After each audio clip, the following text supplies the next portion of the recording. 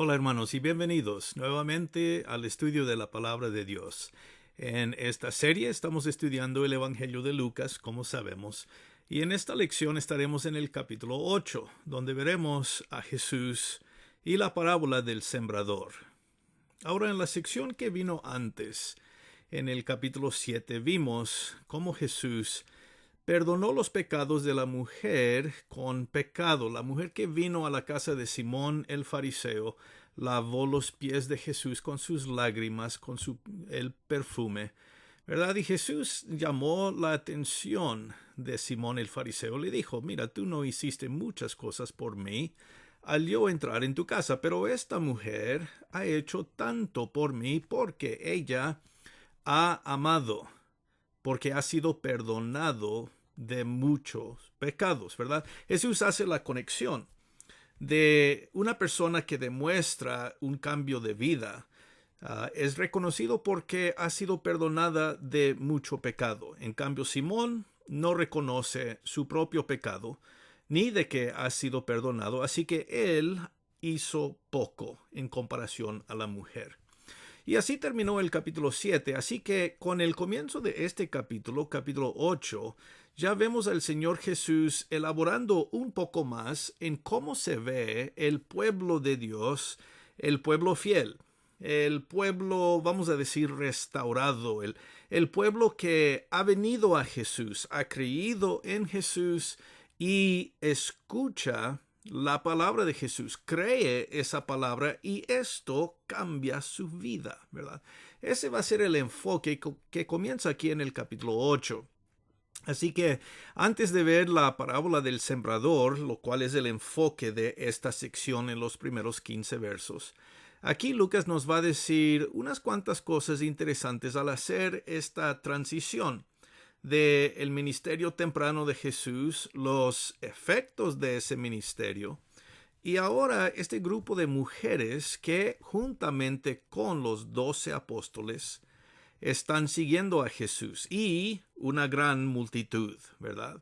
Así que vamos a comenzar viendo estos primeros 3 versos y ver lo que Lucas comienza a decirnos aquí en el capítulo 8. Dice así la palabra de Dios comenzando en el verso 1. Aconteció después que Jesús iba por todas las ciudades y aldeas, predicando y anunciando el Evangelio del reino de Dios, y los 12 con él. Algunas mujeres también que habían sido sanadas de espíritus malos y de enfermedades, María, que se llamaba Magdalena, de la que habían salido 7 demonios, Juana, la mujer de Chuza, intendente de Herodes, y Susana, y otras muchas que les servían de sus bienes. Muy bien, así es como comienza Lucas este capítulo 8. Una vez más es antes de la presentación de la parábola, pero Lucas da un resumen aquí del ministerio de Jesús, ¿verdad? Dice en el verso 1 que Jesús viajaba de aldea a aldea, ciudades de las ciudades. Entonces Jesús está viajando en aquella región y está siguiendo su ministerio, predicando y anunciando el Evangelio de Dios. Ahora vemos, ¿verdad?, la misión de Jesús, el gran profeta, es que está predicando la palabra de Dios, está trayendo la palabra de Dios al pueblo de Dios para ver si ellos están dispuestos para escuchar y para obedecer esa palabra, ¿verdad? Entonces Lucas dice, el Señor Jesús iba por toda esta área, predicando y anunciando el Evangelio del reino de Dios. Los 12 estaban con él, claro, refiriéndose a los 12 apóstoles.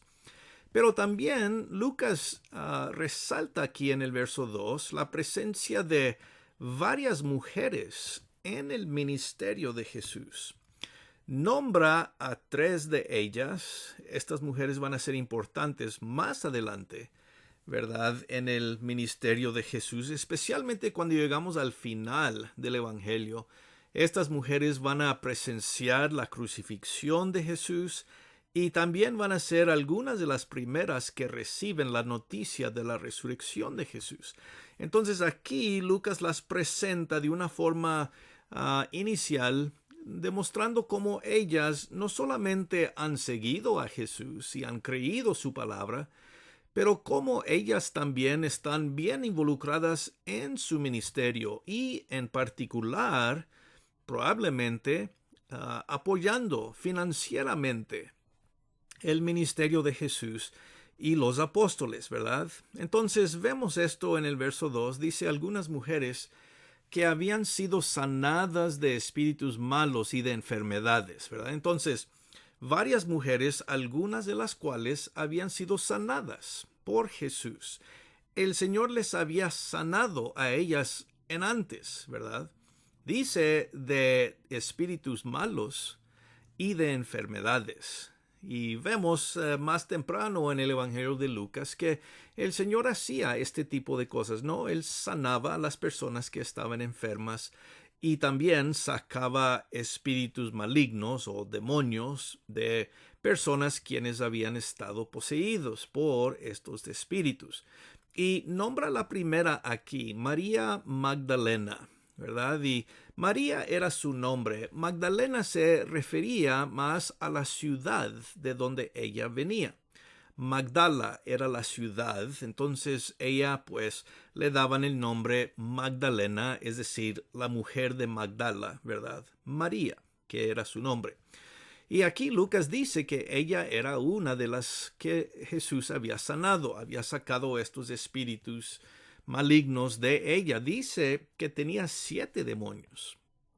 Ahora, muy fascinante esta explicación, o mejor dicho, esta mujer, ¿verdad? Y el comentario que Lucas da acerca de ella, porque no se menciona en antes, ¿verdad? No se presenta la historia de cómo y cuándo el Señor la libró de los 7 demonios. Solo es algo mencionado aquí, como un resumen, ¿verdad?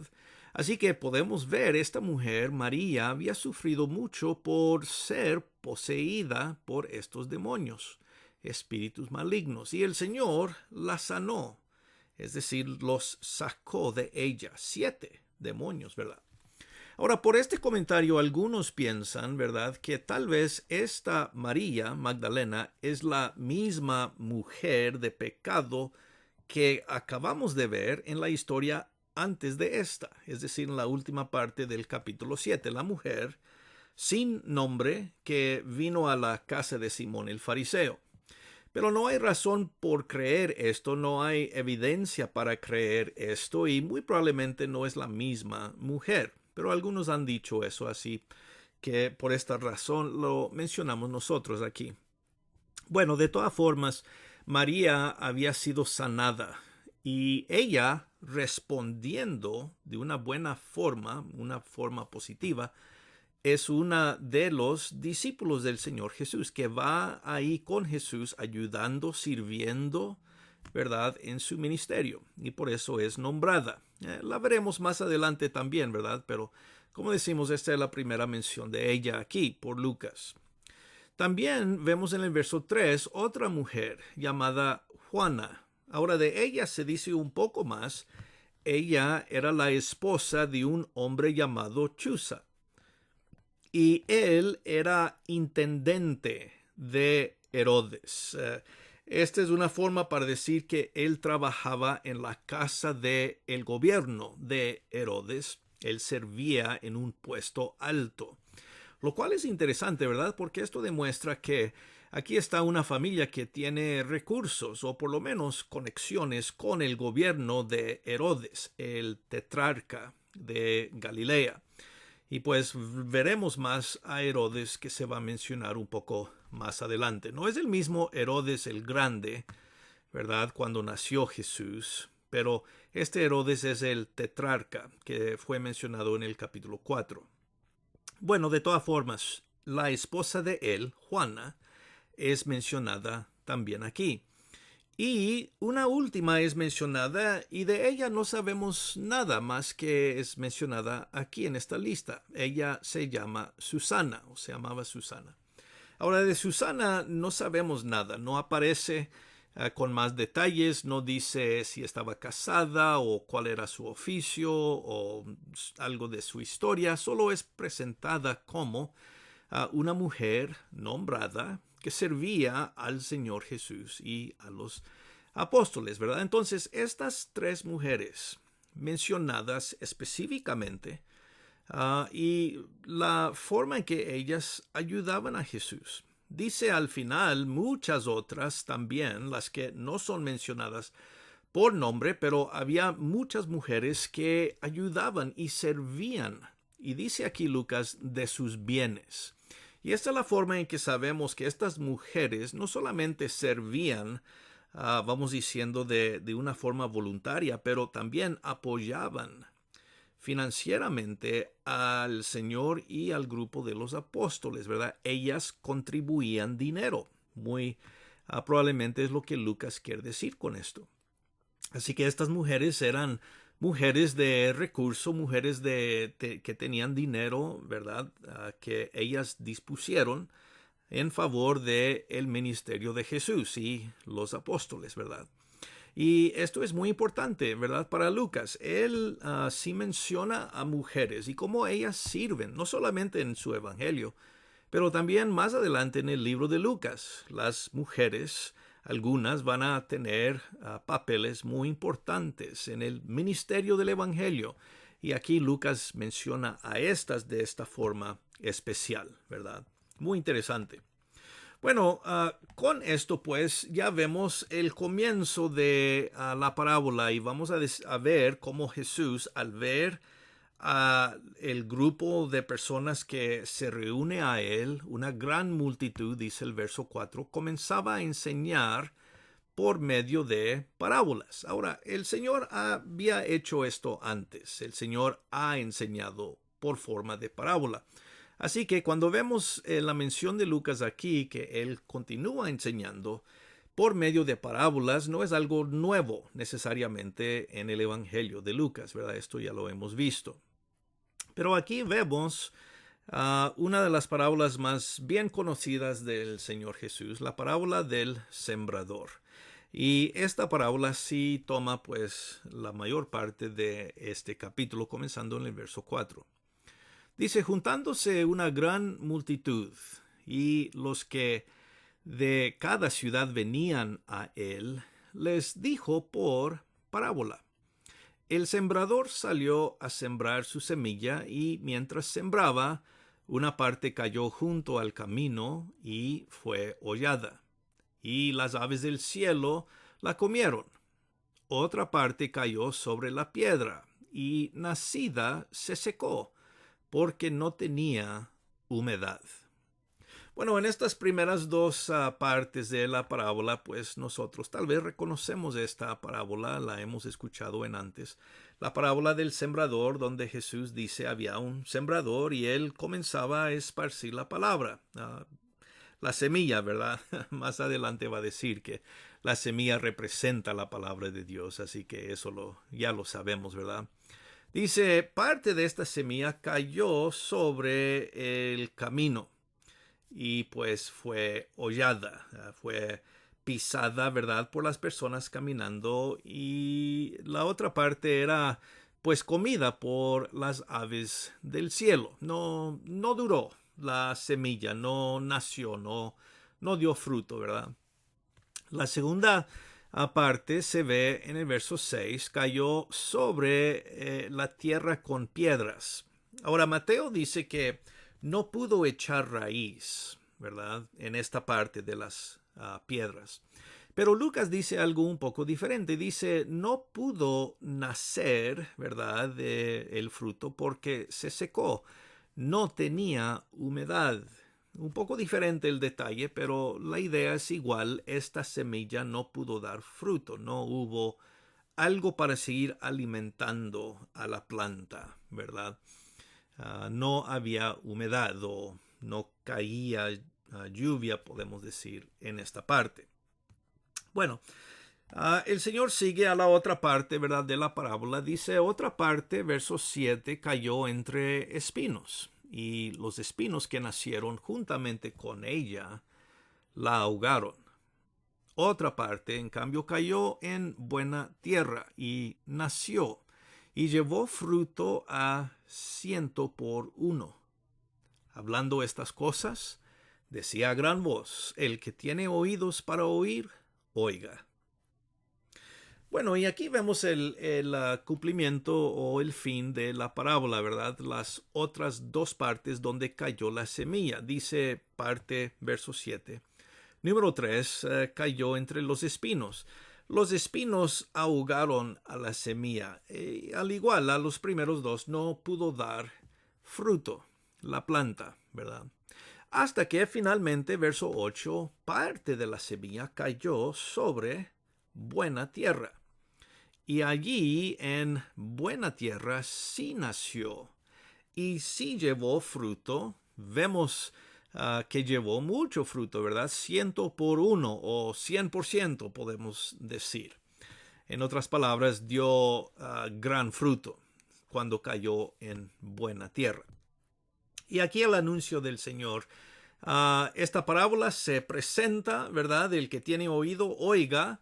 Pero también, no solamente de oír, pero pueden entender, es lo que Jesús está diciendo. Aquí está una enseñanza. Los que tienen oído para entender, entiendan lo que estoy enseñando, ¿verdad? Entonces vemos que hay un mensaje, vamos a decir, algo secreto, algo escondido en esta parábola, y se determina el entendimiento de la parábola por la persona que está escuchando. Y vamos a ver, algunos la van a entender y otros no. Algunos van a ser confundidos, mientras que otros van a tener entendimiento en lo que significa la parábola. Y eso es lo que Jesús va a explicar en esta sección que sigue. Entonces, comenzando en el verso 9, vemos que los discípulos quieren saber, ¿verdad? Verso 9. Los discípulos se preguntaron o le preguntaron diciendo: ¿qué significa esta parábola? Verso 10. Y él dijo: a vosotros os es dado conocer los misterios del reino de Dios, pero a los otros por parábolas, para que viendo no vean y oyendo no entiendan. Esta es pues la parábola, ¿verdad? Y comienza a explicar. Pero vamos a detenernos en esta primera parte cuando vemos que los discípulos le preguntan a Jesús por el significado. Y él comienza a decirles, ¿verdad?, lo que la parábola significa. Pero hay un contraste aquí, ¿verdad? Los discípulos, los que han estado con él, son los que hacen esta pregunta, ¿verdad? Quieren saber más, quieren escuchar el significado de esta parábola. No toda la multitud busca más información. Aquí, los que quieren saber más son los discípulos, ¿verdad? Ellos ya saben que hay algo aquí y ellos no se quieren perder de la oportunidad de entender el significado de la enseñanza, ¿verdad? Por eso han venido a Jesús. Quieren escuchar la palabra de Dios, quieren saber qué significa la palabra, cómo debo aplicar la palabra a mi vida. Y bien, es aquí que no, hermanos, donde nos encontramos nosotros hoy en día. De igual forma, queremos escuchar la palabra de Dios. Por eso estudiamos, por eso leemos, ¿verdad? Queremos saber lo que Dios tiene que decir. Y queremos saber el significado. ¿Qué puedo hacer yo con esta enseñanza para mejorar mi vida? No es solamente de escuchar y decir: qué bien, me gusta esa enseñanza, pero más bien para ser transformados, que no para que crezcamos en nuestra vida espiritual al oír la palabra de Dios. Ese es el pensamiento, ¿verdad? Como sabemos. Entonces, eso es lo que ellos están pidiendo. Queremos saber más. Danos más explicación. No nos queremos perder de lo que Dios nos está diciendo. Y pues Jesús comienza, ¿verdad?, a decirles el significado. Pero antes de eso les dice: a ustedes se les ha dado conocer los misterios del reino de Dios, ¿verdad? En otras palabras, ustedes van a tener información especial, porque yo les voy a enseñar. Pero otras personas, los que son de la multitud, pero que no tienen entendimiento y tal vez no están tan interesados, ellos posiblemente van a quedar con la pregunta en su mente, ¿de qué está hablando? Otras personas no van a buscar más información, ellos prefieren quedarse sin conocer. Pero ustedes, los que han buscado más información, los que quieren, los que buscan a Dios, a ustedes se les va a explicar el significado de la parábola, ¿verdad? Entonces nos enseña el Señor Jesús que cuando nosotros con buen corazón nos acercamos para escuchar, también Dios nos va a ayudar a entender su palabra. Y esa es la situación de los discípulos. Pero los demás, ellos pues pueden oír, pero no van a entender. Pueden ver, pero en verdad no van a ver las cosas espirituales. Se quedan sin la información importante. Bueno, esta es la parábola. En otras palabras, esta es la explicación, les dice. La semilla es la palabra de Dios. Entonces, muy claro ahí, ¿verdad? Esta parábola se trata de la palabra de Dios. Y el sembrador, pues, es aquel quien trae la palabra de Dios, está predicando. Bueno, el sembrador en verdad es Jesús aquí, ¿que no? El que trae la palabra de Dios. Y él dice, la palabra, pues, mucha clase de persona va a escuchar la palabra de Dios. Pero no todos la van a aceptar, no todos la van a entender. Se requiere algo aquí, ¿verdad? Y es lo que explica. Los de junto al camino son los que oyen y luego viene el diablo y quita de su corazón la palabra para que no crean y se salven. Ahora, parte de las personas que escuchan la palabra de Dios, dice Jesús, van a escuchar, pero Satanás viene y no les permite buscar más información. Les quita la palabra. Y pues sabemos que Satanás siempre está activo. Entonces Jesús reconoce que el poder opositivo de Satanás está operando en el mundo. Jesús predica la palabra, pero Satanás está ahí trabajando en contra de Jesús. Y él sí afecta a algunas personas, ¿verdad?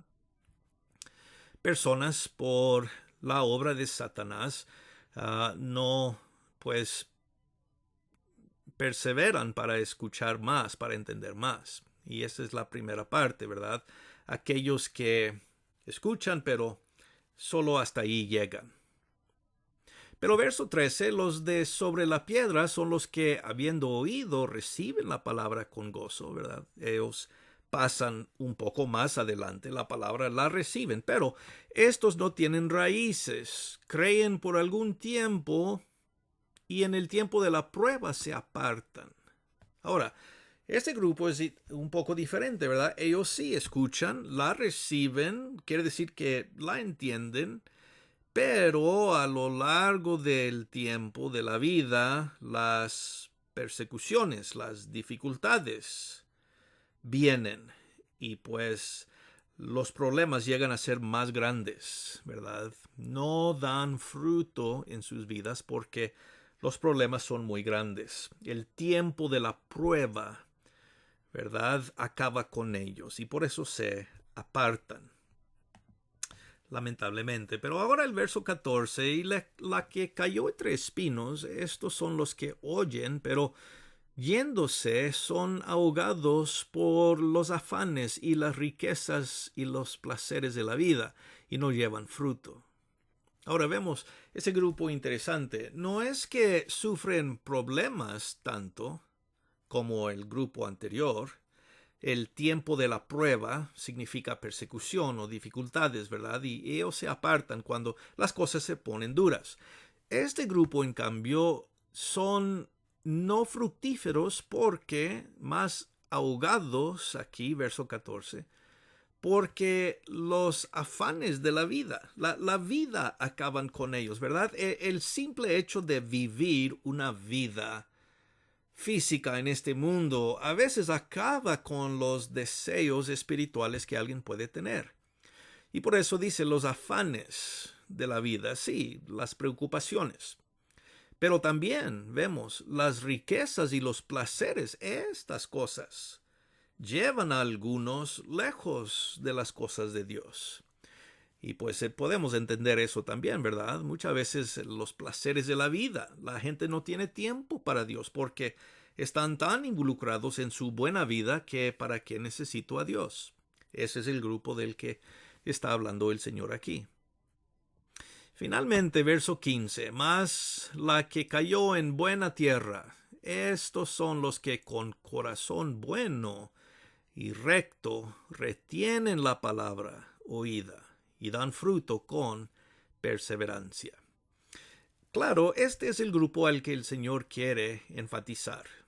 Son los meros discípulos que están escuchando y queriendo saber más, los apóstoles, ¿verdad? Y Jesús está diciendo, si quieren en verdad venir a mí para escuchar la palabra, si quieren realmente apropiar la palabra de Dios a sus corazones, se requiere un buen corazón. Eso es lo que Jesús dice. Un buen corazón corresponde con la buena tierra, ¿verdad? Ahora, ¿qué es un buen corazón? Bueno, el Señor nos dice. ¿Quién es aquel que da fruto en su vida después de escuchar la palabra de Dios? Es la persona que primeramente retiene la palabra oída. Y esa palabra ahí en el verso 15, retener, es muy importante porque significa que se protege lo que se ha recibido. Reconocemos que hemos escuchado la palabra de Dios y la queremos proteger, la queremos nutrir, la queremos obedecer, la queremos apreciar y guardar en nuestro corazón porque reconocemos que es algo bueno para nosotros. Entonces, esa es la primera cosa, el primer requisito, el que retiene la palabra. Se especifica algo de luchar por lograr esto. Proteger, cuidar, guardar la palabra de Dios. Y número 2, se requiere perseverancia. La última palabra aquí en el verso 15. Perseverancia. Algunas traducciones dicen paciencia. La idea es sobrellevar problemas y dificultades, afanes de la vida, los placeres de la vida. Las cosas por fuera no afectan. Nosotros tenemos que luchar, tenemos que pelear, extendernos, perseverar, ¿verdad? Perseverar siempre significa la idea de vencer algún obstáculo, vencer algún problema, dificultad, perseverancia.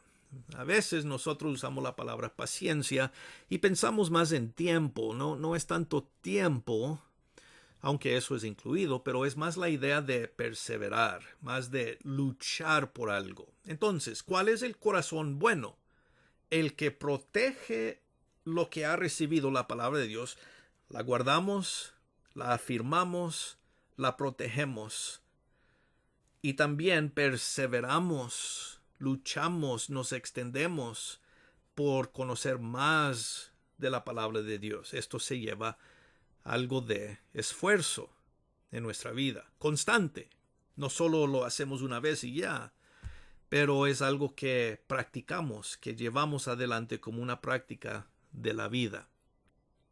Entonces, con todo esto, Jesús está diciendo, si realmente quieren ser el pueblo de Dios, si quieren venir a mí y ser parte de lo que yo estoy enseñando, necesitan estas dos cosas. Proteger y retener la palabra que han escuchado, la que han aceptado y han entendido, y seguir adelante perseverando contra todo lo que puede venir en contra de ustedes. Esta es la planta que da fruto, la planta que llega a su madurez para dar el fruto que Dios espera. Entonces es una parábola, podemos decir, claro, para los discípulos, afirmarles, ayudarles a saber lo que se necesita para seguir adelante sirviendo al Señor Jesús. Espero, hermanos, que esto pues nos ayude en nuestras vidas porque se requiere todavía las mismas dos cosas. Proteger la palabra que hemos escuchado, apreciarla, afirmarla y también seguir adelante con perseverancia. Eso es lo que queremos hacer. Vamos a dejar ahí pues en esta lección. Espero que el Señor les bendiga y claro, con el favor de Dios seguiremos en nuestro estudio en la próxima lección. Hasta entonces pues reciban un gran saludo, un abrazo y como siempre decimos, gracia y paz.